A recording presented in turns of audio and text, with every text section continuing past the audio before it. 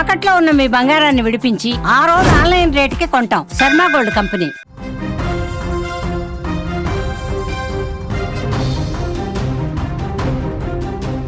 వరుస బస్సు ప్రమాదాలు భయపెడుతూ ఉన్నాయి. వరంగల్ హైదరాబాద్ జాతీయ రహదారిపై మరో ప్రమాదం చోటు చేసుకుంది. ఔషాపూర్ వద్ద డివైడర్ను ఢీకొట్టింది ఆర్టీసీ బస్సు. దీనిలో 38 మంది ప్రయాణికులతో బయలుదేరిన జనగామ డిపోకు చెందింది ఈ ఆర్టీసీ బస్సు. ఉప్పల్ వైపు వస్తూ ఉండగా కూడా ఈ ప్రమాదం చోటు చేసుకుంది. అతివేగమే ఈ ప్రమాదానికి కారణంగా కూడా తెలుస్తోంది. ఎవరికి ఏం కాకపోవడంతో ప్రయాణికులందరూ కూడా ఒకసారిగా ఊపిరి పీల్చుకున్నారు. తెలుగు రాష్ట్రాల్లో వరుస బస్సు ప్రమాదాలు ప్రయాణికులను భయాందోళనకు గురి చేస్తూ ఉన్నాయి. కర్నూలు చేవెళ్లలో జరిగిన ఘోర ప్రమాద దృశ్యాలు ఇంకా కళ్ల ముందు కదలాడుతూనే ఉండగా వరంగల్ హైదరాబాద్ జాతీయ రహదారిపై జరిగిన మరో బస్సు ప్రమాదంతో ప్రయాణికులు ఒక్కసారిగా ఉలికిపడినట్లయింది.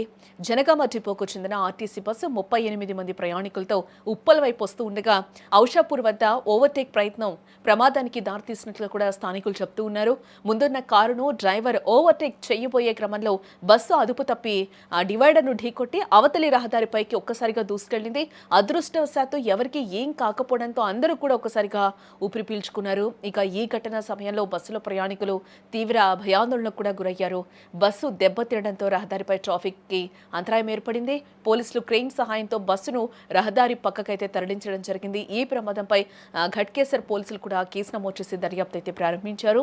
ఇటీవల కాలంలో మనం చూస్తూనే ఉన్న ఆర్టీసీ ప్రైవేట్ బస్సులు వరుసగా ప్రమాదాలకు గురవుతూ ఉండడంతో ప్రజలు భద్రతా ప్రమాణాలపై కూడా ప్రశ్నిస్తూ ఉన్నారు.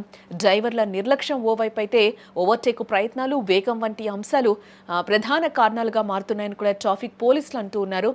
అధికారులు బస్సు డ్రైవర్లకు జాగ్రత్తగా నడపాలని, ప్రయాణికుల ప్రాణాలను ప్రమాదంలోకి నెట్టే నిర్లక్ష్య చర్యలు చేపట్టద్దంటూ కూడా హెచ్చరికలను అయితే జారీ చేస్తూ ఉన్నారు.